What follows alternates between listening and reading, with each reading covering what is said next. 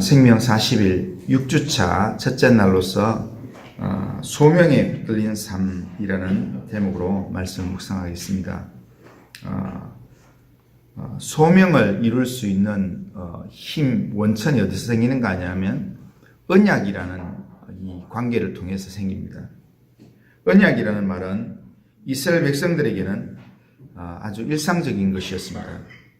특별히 하나님과 이스라엘 백성 사이에 맺은 언약은 하나님이 주권적으로 행하시는 은혜로운 계약이었습니다. 그리고 그 언약의 수혜자는 바로 이스라엘 백성들이었습니다. 하나님은 먼저 아담에게 언약을 확정하셨고 믿음의 조상 아브라함에게 언약을 베푸셨으며 또 그 위에 모세와 다윗에게 그리고 이어서 이사야와 수많은 하나님 백성들에게 이 언약을 주셨습니다. 이 언약의 독특한 성격은 뭐냐면 하나님이 맺은 언약이면서 영원한 언약이고 그리고 확실한 언약이라는 겁니다.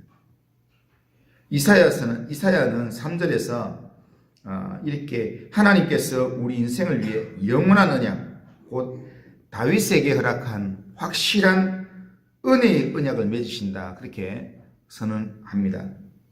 우리가 이 험난한 세상에서 하나님의 자녀가 된 권세를 가지고 삶의 모든 영역을 그리스도께서 다스리는 영토로 드리려면 우리에게는 그에 합당한 자격과 힘이 필요합니다. 그런데 그 자격과 힘이 바로 영원한 언약, 곧 다윗에게 허락한 확실한 은혜의 내용이라는 겁니다. 사무엘하 7장 12절에 보면 내 수완이 차서 내 조상들과 함께 누울 때에 내가 네 몸에서 네 씨를 네 뒤에 세워 그의 나를 견고하게 하리라 그렇게 말씀하십니다. 그리고 사무엘하 7장 16절에는 내 집과 내 나라가 내 앞에서 영원히 보존되고 너의 왕위가 영원히 견고하리라 그러면서 하나님이 약속을 하셨습니다. 하나님은 영원한 언약, 확실한 은혜를 통해서 다윗의 왕권의 정당성을 보증하셨습니다. 다윗의 왕위가 영원히 견고하겠다 이 말은 단순히 세속적인 혈통적인 다윗의 왕국을 말하는 것이 아니라 영원한 하나님의 나라, 하나님의 구원의 역사를 말하는 겁니다. 마태복음 1장에서 그리스도의 계보를 이야기할 때 아브라함과 다윗의 자손 예수 그리스도의 계보라 그렇게 말씀하는데 이 말과 함께 그 단어와 그 구절과 함께 쭉 이어지는 내용은 누구의 족보인가 하면 다윗의 족보입니다. 나아가서 바울이 로마서 1장에서 예수 그리스도를 소개하면서 예수 그리스도가 육신으로는 다윗의 혈통에서 나셨다라는 말과 함께 복음을 시작한다라는 겁니다. 우리는 다윗처럼 부족한 상태에서 하나님의 부름을 받았습니다. 하지만 이 영원한 언약에 눈을 뜨고 확실한 은혜에 우리가 참여하면 하나님 나라의 역사에 우리가 참여하는 하나님 역사에 우리가 헌신하는 그런 일꾼으로 우리가 쓰임 받을 수 있습니다. 하나님의 영원한 언약, 확실한 은혜를 받은 사람은 소명이 따라오게 되어 있습니다. 소명에 불타는 삶을 살게 된다는 겁니다. 하나님의 확실한 은혜와 언약을 받고서 그 자리에 주저앉아서 세상과 버타면서 산다는 것, 그것은 앞뒤가 맞지 않는 것입니다. 언약의 하나님을 만나면 소명의 자리로 반드시 나아가게 되어 있습니다. 그리고 반드시 나아가야 합니다. 오늘 이 본문에서 오라라고 초대하시는 이 하나님의 음성을 들은 자는 반드시 사명의 자리로 나아가게 됩니다. 제자들이 이렇게 거물을 손질하고 있고 세관에 앉아 있고 한데 예수님께서 이렇게 제자를 부르시면서 사람을 낚는 어부가 되게 하리라 나를 따라오너라 하면 그 주님의 말씀 앞에 그 음성을 들은 사람은 거부할 수 없이 그냥 이렇게 순종함으로 모든 것을 버려두고 따라가는 것. 그리고 내가 주님의 부름을 받아서 이 길을 걸어간다라고 하는 그 삶이 반드시 따라온다는 것. 하나님의 영광을 보고 십자가의 영광과 능력을 깨달은 사람은 반드시 그 영광을 전달하는 자가 된다는 것. 우리가 하나님의 임재를 경험하고 복음의 진수를 맛보았음에도 불구하고 여전히 부르시는 소명의 말씀을 받은 적이 없다. 그거에 대한 전혀 개념이 없다 한다면 하나님, 부르신 하나님과 또한 반응이 없는 우리 둘 중에 누군가는 실수한 겁니다. 뭔가 잘못됐다는 겁니다. 그런데 하나님은 실수하는 법이 없습니다. 하나님은 실수치 않는 분입니다. 그렇기 때문에 우리가 제대로 하나님을 만나고 있는지, 우리가 제대로 예수를 믿고 있는지 다시 한번 확인해 볼 필요가 있습니다. 하나님이 안 틀렸다면 내가 틀릴 가능성이 많기 때문에. 하나님께서 아브라함을 부르셨을 때 아브라함은 자신을 부르시는 하나님의 음성을 듣고 난 다음에 바로 고향과 친척과 아버지 집을 떠나서 순례자의 삶을 살게 됩니다. 모세는 하나님의 소명을 받자마자 그 도망 나왔던 애굽으로 다시 돌아가서 자기에게 주어진 이스라엘 백성들의 인도자로, 지도자로 사명을 완수하게 됩니다. 확실한 은혜의 자리에 들어가면 소명을 받습니다. 가정주부는 하나님 앞에서 소명을 받은 가정주부가 되고, 기업가는 단순히 자기 이웃만을 위해서 일하는 사람이 아니라 소명을 받은 기업가가 되고, 직장인도 단지 돈벌이 하는 직장인이 아니라 하나님께서 나를 이곳에 보내셨다라고 하는 하나님의 소명에 불타는 그런 직장인이 된다는 겁니다. 소명을 받은 자가 되면 더 이상 세상의 사고방식, 세상의 생활방식에 매여 사로잡혀 살지는 않습니다. 실제로 보면 악인은 그 길을, 불의한 자는 그의 생각을 버리고 여호와께로 돌아오라라고 말씀하기 때문입니다.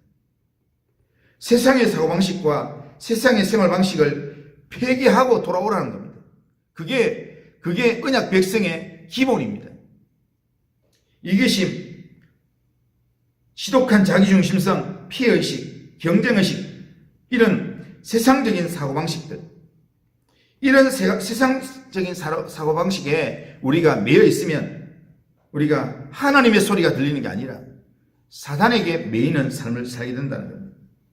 우리는 누구도 이런 세상적인 사고방식에 우리가 완전할 수는 없습니다. 완전히 깨끗할 수는 없습니다.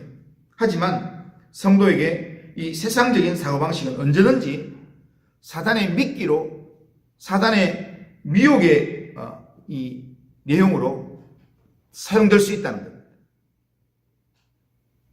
예수를 믿는다고 하면서도 이런 사고방식을 지닌 채 계속 교회를 출입하고 그리고 성도들과의 관계를 만들어 간다면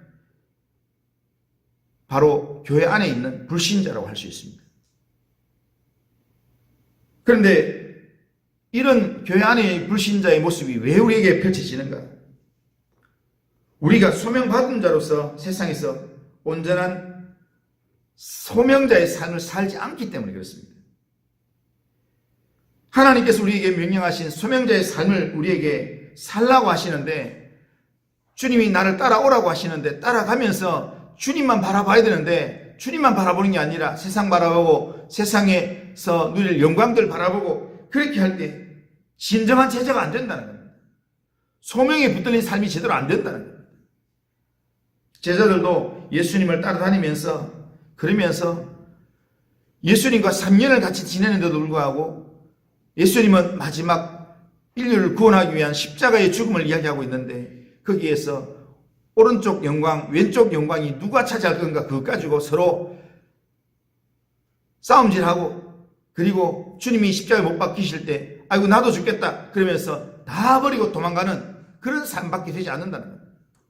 그러나 우리가 하나님의 은혜가 임하고 하나님의 성령이 우리의 심령 가운데 임하면서 우리의 마음이 온전하게 언약 백성으로 영적인 반응을 하기 시작할 때는, 그럴 때는 주님이 부르시는 그 부름의 자리가 때로는 희생하는 자리고 때로는 손해보는 자리를 할지라도 거기에 목숨을 내놓고 주의 복음을 증거하며 예수를 증거하는 사회적 책임을 다하는 그런 믿음의 삶을 살아가게 된다는 거예요.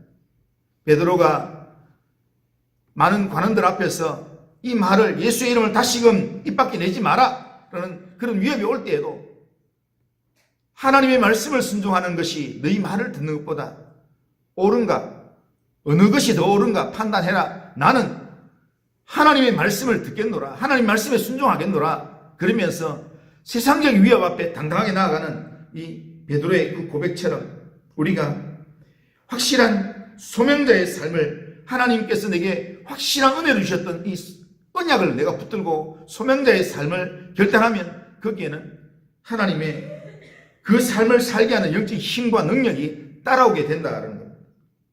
소명자의 길은 주님의 몸된 교회에 정문으로 들어오는 사람들에게 열려 있습니다. 교회를 다닌다고 하지만 정문이 아닌 담장으로 들어오는 사람들도 있습니다.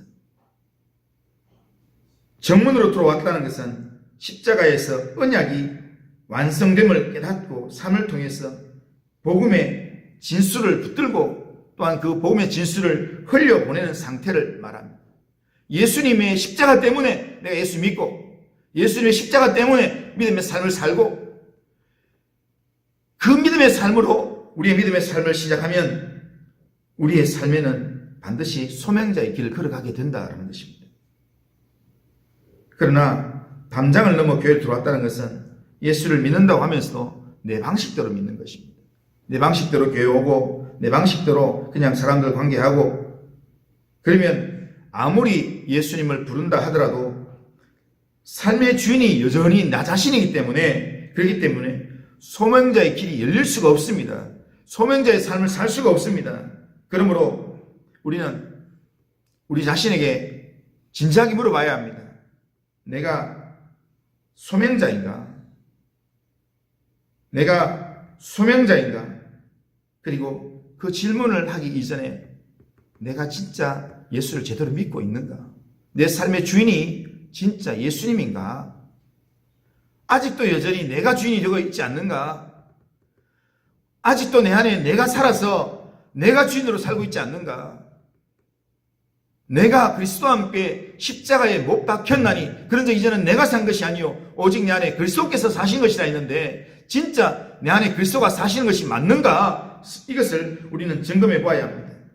십자가의 은혜를 제대로 받으면 내 삶에 작은 변화의 사건들이 일어나기 시작합니다. 나에게 상처를 주고 나를 힘들게 한 사건들을 통해서 오히려 더욱 주님께로 더 가까이 가게 되고 주님을 닮게 되고 소명자로서 우리는 영적 무장을 하게 된다는 사실입니다.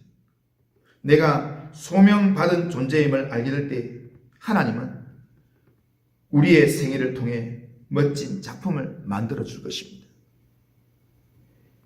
이런 소명자의 삶, 하나님의 나라의 일꾼으로 쓰임받는 그런 소명자의 삶, 사회적인 책임을 다하는 그런 소명자의 삶을 살아가는 우리 모든 성도님들 다 되시기를 주님의 이름으로 축원합니다.